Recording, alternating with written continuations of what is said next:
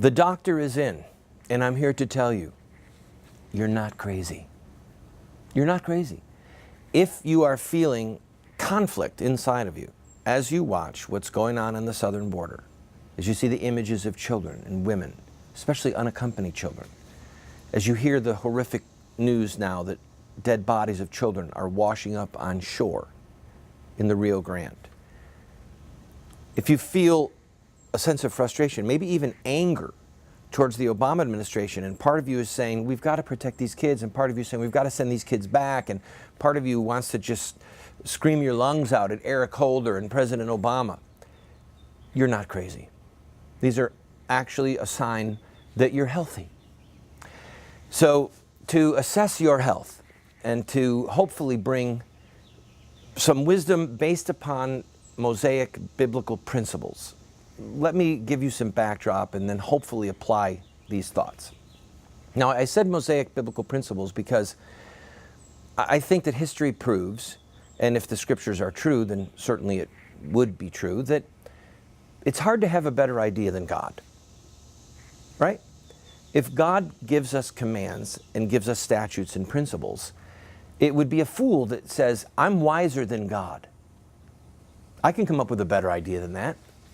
So, setting aside the discussion of which parts of the Old Testament are still applicable today and which parts have been done away with by the New Testament, a huge discussion, I might add. Setting that aside, I want to focus for a few minutes on the crisis in Texas, the crisis this is becoming for all Americans, and look at it, at least in part, through the grid of biblical law. And by the way, for those of you who want some good fodder to tell your friends who aren't sure if they're believers that Mosaic Law really was inspired by God, just look at the health laws. Look at the health laws. The Mosaic health laws showed that they were inspired by God because no one knew about germs back then. But God said, for example, when an army traveled, each man had to have his own sword and his own trowel, a little hand shovel, so that he could bury his human waste, which would keep disease down. Or that when someone was sick, they were not to be touched. And if they were touched, then the person who touched them had to wash 7 times, washing away germs.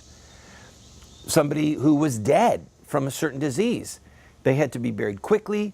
People were not supposed to touch them because of the disease that would spread. These are just a few quick illustrations to show that long before medical doctors understood the nature of disease and biology and how diseases are spread, God knew. And he told the Jews. And the Jews, by the way, during some of the great plagues that swept across Europe and killed hundreds of thousands, sometimes millions of people, the Jews were by and large left untouched because they were following Mosaic law. All right? So, back to Mosaic Law and the crisis in Texas. I apologize for that rabbit trail.